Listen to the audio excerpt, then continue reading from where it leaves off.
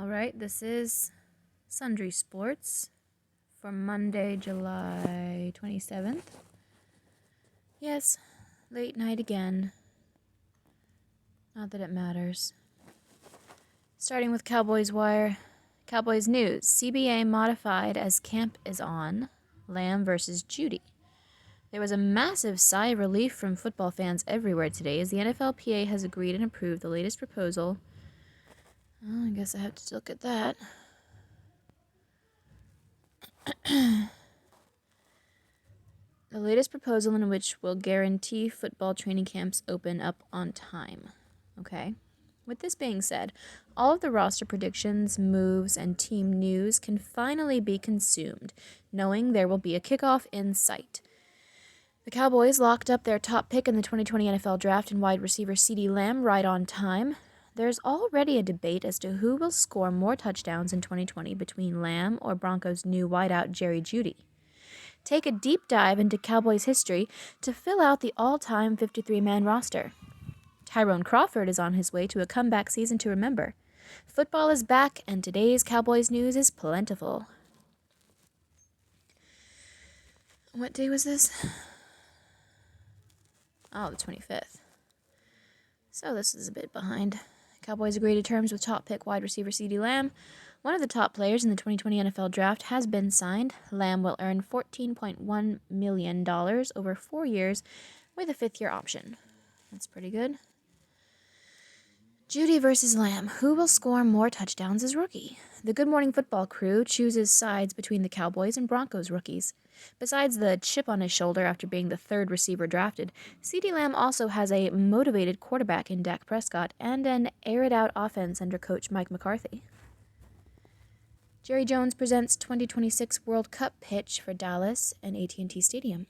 Jerry World has a legitimate chance to host the 2026 World Cup on U.S. soil. The 100,000-person capacity gives AT&T Stadium a leg up in the decision process. And hopefully by 2026, we'll actually be able to fill stadiums again. Cowboys' all-time 53-man depth chart. Intense battle at quarterback. Defense looks utterly impenetrable, I'm sure. Building an all-time 53-man depth chart for any NFL team is challenging. The task gets even taller when asked to create such a roster for a team with the historical talent and success as Dallas. CBS Sports' Patrick Walker does his best to line up the best squad in Cowboy history. Dallas Cowboys training camp questions. Mike McCarthy is biggest difference maker.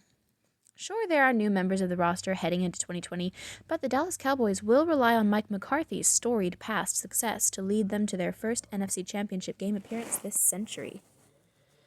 Wouldn't that be nice? Cowboys' 53-man roster projection has more questions on defense. Yeah, one of our cornerbacks just decided to opt out of the entire season. So, there's that. Todd Archer of ESPN dives into what he thinks the 53-man roster will be come September. Plenty of battles up front and new faces on defensive side of the ball will have this Cowboys team looking brand new. A tweet from Dallas Cowboys shows offensive work. Good hands. Good hands. Love those hands. Put up or shut up. 5 Cowboys heading into prove-it years in 2020. They should be counting Dak as one of those. I'm just saying. But it doesn't look like they are. Among the Cowboys with the most riding on the 2020 campaign are Chidobe Awuzie, Blake Jarwin, Jordan Lewis, Connor Williams, and Xavier Woods. Bob Sturm speculates that one of these players could be signing a 2021 contract worth either $2 million or $40 million, depending on how his season unfolds. Former Cowboys assistant John Blake passes away. The Cowboys won 2 Super Bowls during Blake's tenure as defensive line coach from 1993 to 1995. Upon leaving Dallas, Blake returned to the University of Oklahoma, where he served as head coach for his alma mater. He was 59 years old. When he died? That's not very old. Cowboys 2020 training camp. Tyrone Crawford poised to bounce back. Increased role expected in contract year. defensive lineman Tyrone Crawford is one of the longest tenured Cowboys on the roster. Injuries derailed the ever-consistent Crawford a season ago, but the versatile defender is ready to bounce back in a big way this year. Good, let's see it. Update. Reports that NFL Players Association player reps approve proposal. NFL has deal for the season. There will be football in 2020. The NFLPA have approved the latest proposal to get training camp started on time. I don't like that the final say seems to always go to the Players Association. I'm sorry, I don't like unions. Key to Cowboys' 2020 success will be red zone trust in Dak's hands and feet.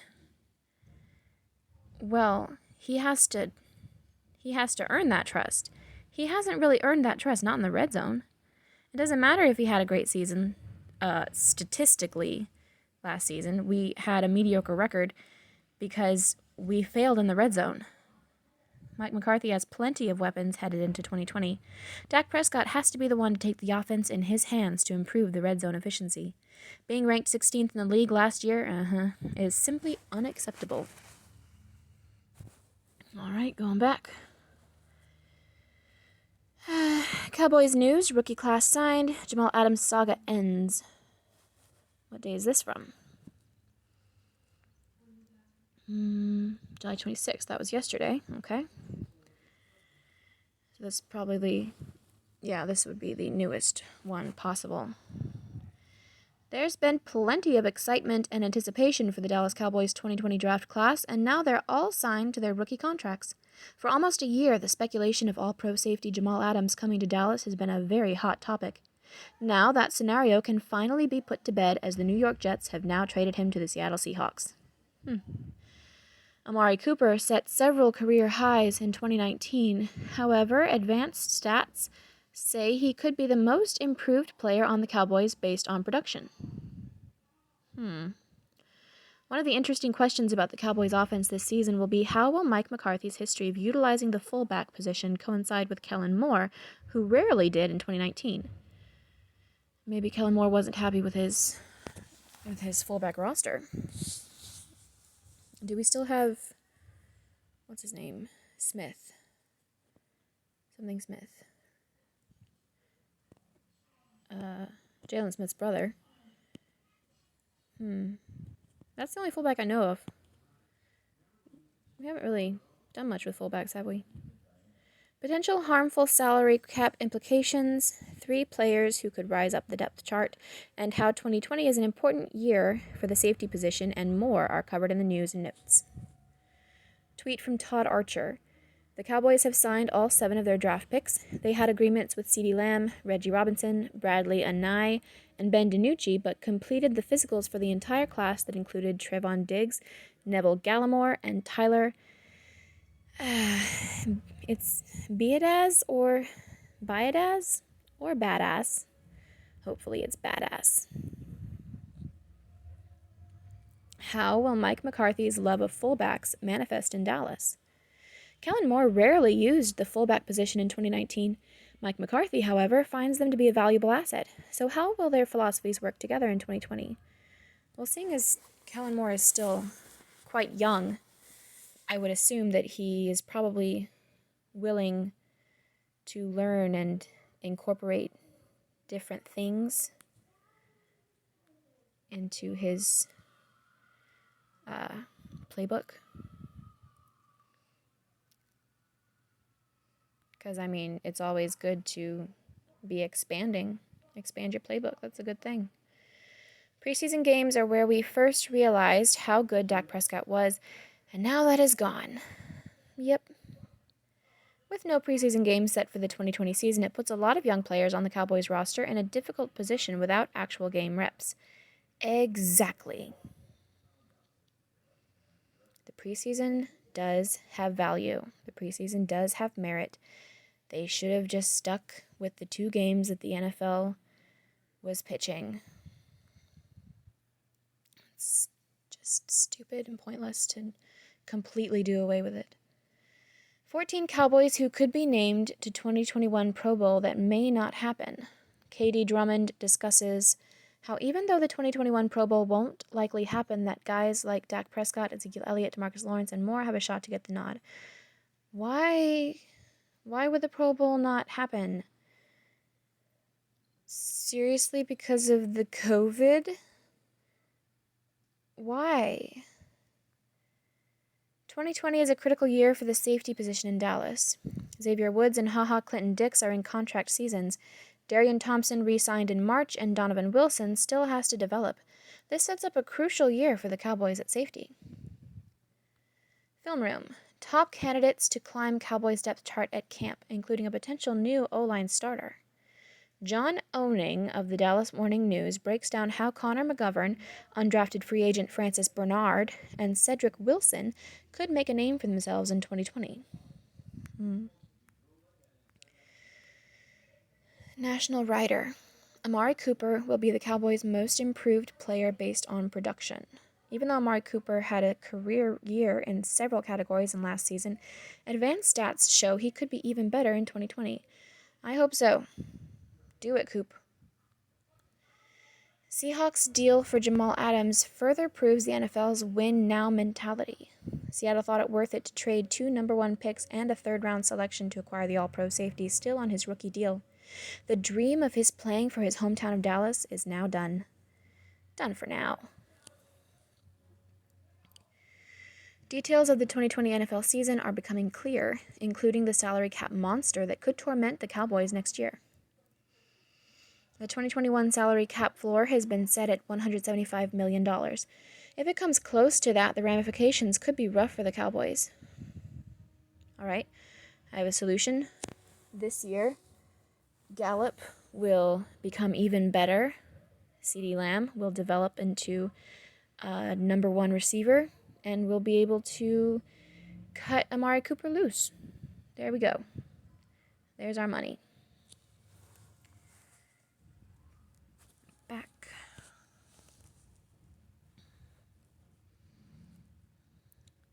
Now Cowboys elder statesman Sean Lee returns to supporting role. One of the few holdovers of the Jason Garrett era, Cowboys linebacker Sean Lee was revitalized in 2019, turning in a surprisingly productive season. May have been surprising to you, wasn't surprising to me. Supporting role. I mean, he's basically a coach.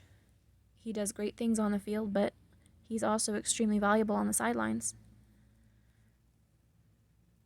And this way, maybe he won't get hurt. Marcus Spears struggles versus top quarterbacks to keep Cowboys out of NFC titles. Die-hard Cowboys fans usually see the team as being just a few missing pieces, a key injury, or maybe a couple of close games away from the title. Meh. Vori, the softest shorts on the planet. Shop Ponto short. Watch, Ezekiel Elliott continues to uplift our communities, donates to local high school. Jerry Jones presents to, read about that. Cowboys agreed to terms with, Connor Williams has competition at line left guard for Cowboys. Locksmiths, Jalen Tyron, first Cowboys in NFL's top 100 for 2020. NFL's top 100, huh? Okay. Season opener, Jalen Tyron, okay, that's good. Season opener at Rams is latest Cowboys game to have attendance cut. That's been on this list of more headlines for quite some time now. Alrighty, that's all for Cowboys Wire. Next up is ESPN Daily. Good morning, good evening. Exactly 103 mornings ago, I opened this newsletter with a comment about how life had become incredibly reminiscent of the movie Groundhog Day. The April 15th version of me was so naive. Here's your ESPN Daily. That was 103 days ago? Didn't I read that on here? April 15th. I don't remember. Listen up. The NFL's next steps. The NFL and its players' union have reached an agreement, and pro football is moving forward with a 2020 season. Training camps are set to open this week. There won't be a football bubble, as teams plan to play in their home markets. There won't be a preseason, as that has been eliminated. Yep. Fuckers. There won't be a lot of time to decide, with just 7 days for players to announce if they'll report to camp, but as of now, there will be football. On today's episode of the ESPN Daily Podcast, ESPN NFL insider Dan Graziano joins to explain how the deal came together, what training camp will look like, and the latest news from around the league. Things to care about. Jets get one heck of a haul. The Jets parlayed a safety into one of the richest NFL hauls in recent years. That is, a safety who doesn't intercept the football, a safety who wants to be paid like a pass rusher. Yeah, Jamal Adams gave the Jets lemons and they made lemonade. Does that proverbial phrase work here? I think it works here. Not only did the Jets unload a guy who has been billed as a me-first player whose poisonous attitude threatened locker room chemistry. It's the first I've heard of that.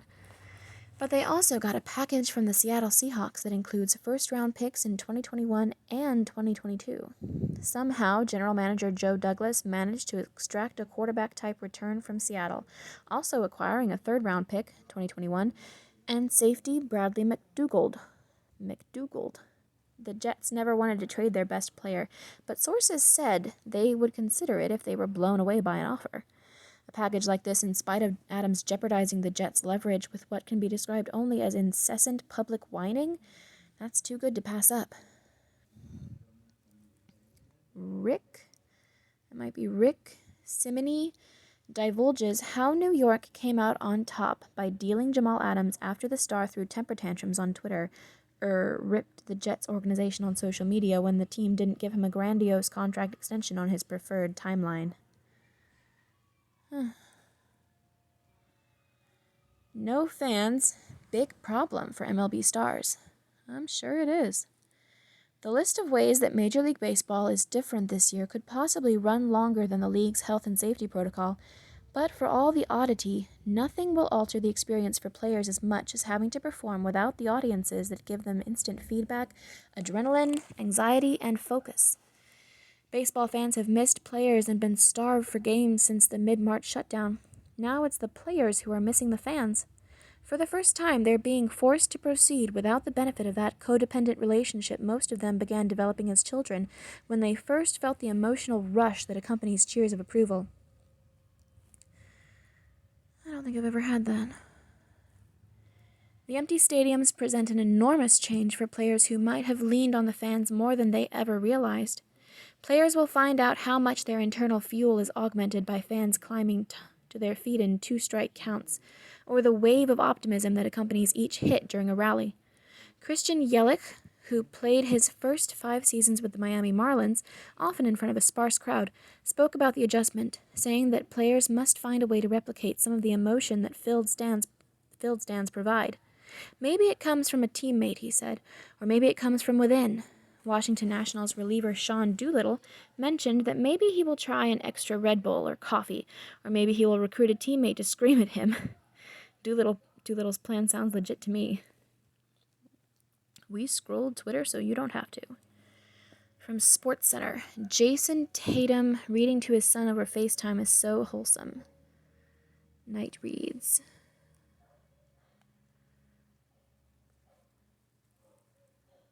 We see a brown bear, a red bird, a yellow duck. Not sure what book that is, but it looks like the same art as the Hungry Caterpillar. Jason Tatum is in the NBA bubble, but that isn't stopping the Celtics star from reading bedtime stories to his 2-year-old son, Deuce. Deuce? That's his literal name. It's Deuce. Tatum brought his son's favorite books with him to Orlando, Florida, so they can read together over FaceTime. I've babysat enough in my life to know that the book featured in the above photos is, brown bear, what do you see? 10 of 10 would recommend. Things to watch. Bryce James for the win.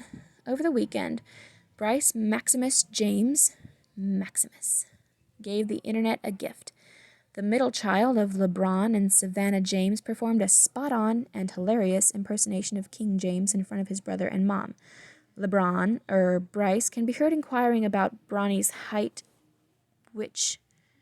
while doing an impeccable rendition of his dad's mannerisms.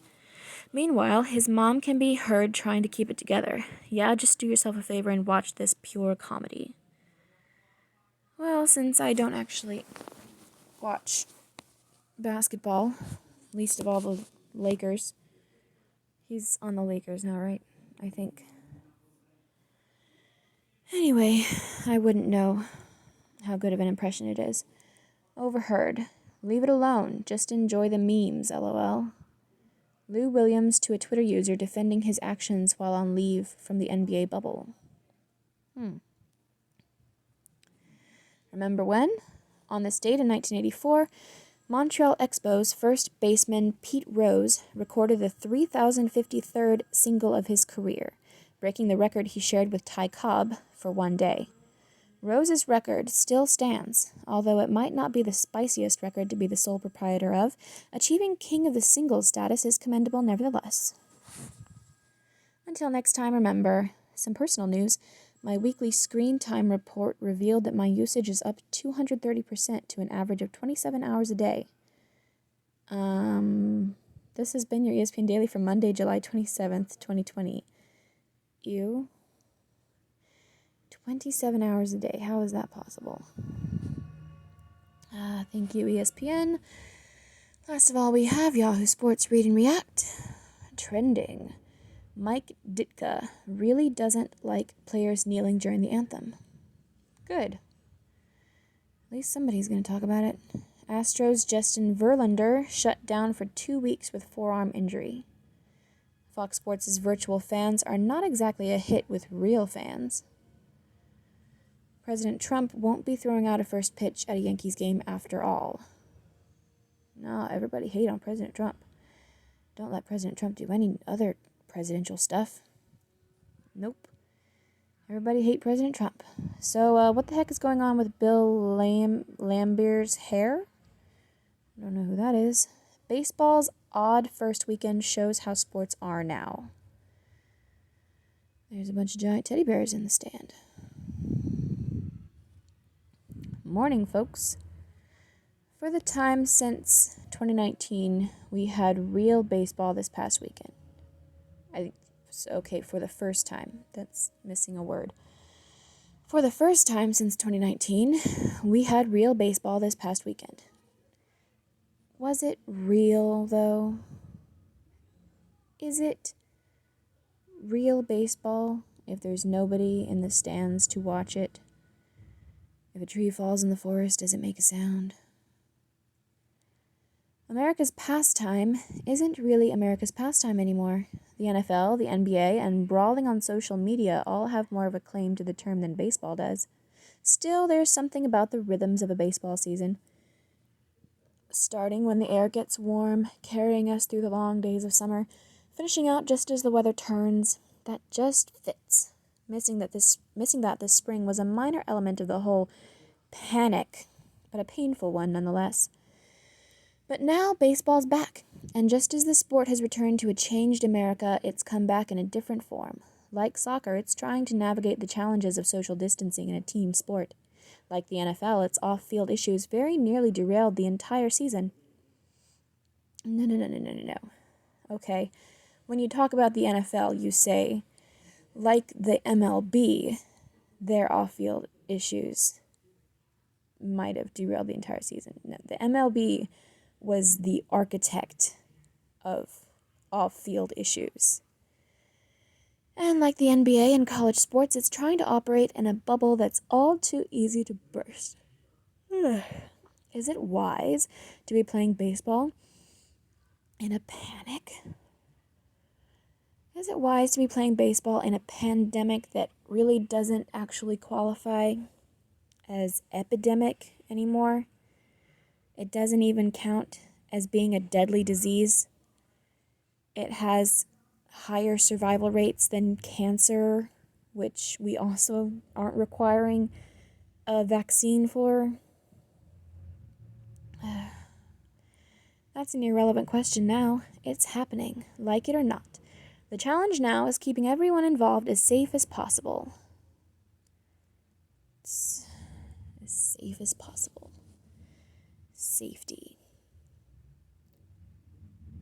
When the world started becoming more concerned with safety than anything else, that's when we started going to shit.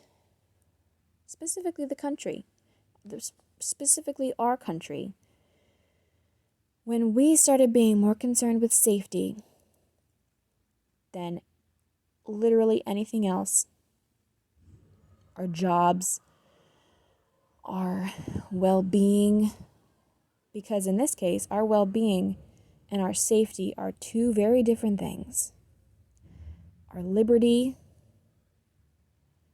wise or not, oh, I can tell you what's not wise, and it's not what you're talking about. We're out in open water, and here are some observations on just how different a sport we have now. The piped-in crowd noise worked for me. Like golf, baseball works just fine when you're half watching it, and the crowd noise is perfect for that. Matter of fact, as I write this, the Braves are pasting the Mets 9-1 in New York, and the home crowd is appropriately muted. Considering how pathetic the Mets look, the home crowd ought to have a whole lot more dock worker level cursing, but you can understand why that wouldn't be possible. On the other hand, despite my pleas, it turns out that virtual fans really kind of stink. They're not present in every shot, just wide ones, and they look a lot less vibrant than, say, armies charging across an alien landscape. Cutouts do the job just fine, even if sometimes they make for good targets. Yeah. I mean, virtual fans are kind of not a very good idea if it was just for viewers at home, because as was addressed on the ESPN Daily, I guess, the fans and the noise from the fans are really more important to the players than the viewers at home. The new rules take a little getting used to. Pitchers aren't batting in the National League anymore, which I always liked, just because it kept a pitcher from getting too brave throwing brushbacks at the other team. On a larger scale, the new extra innings rule aimed at getting games over faster has brought immediate results. Turns out that starting an inning with a man on second base does in fact pick up the pace. Oh, and there's now a pronounced social justice component too. Oh, brother.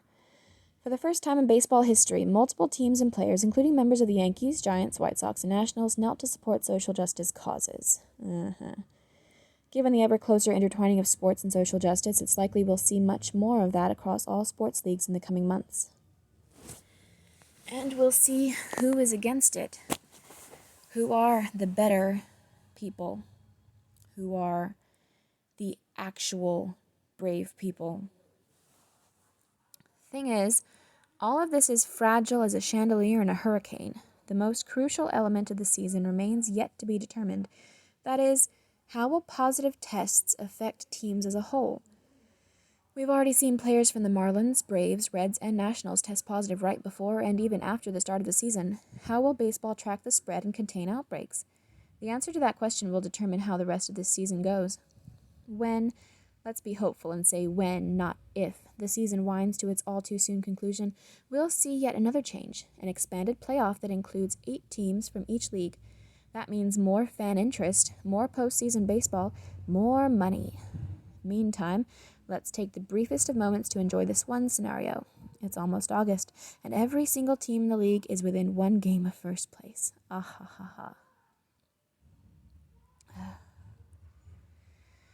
Wetzel, who would have thought strip club wings could burst bubble? Yes. I didn't know they were wings from a strip club. Brown, Shohei Ohtani returns to his pursuit of two-way stardom. Okay.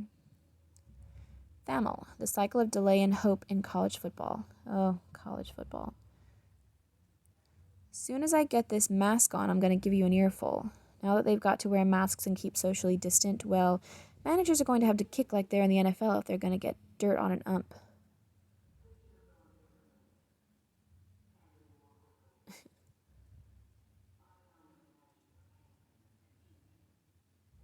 Okay, whatever. That's it for Yahoo Sports, and that's it for Sundry Sports. Thank you and good night.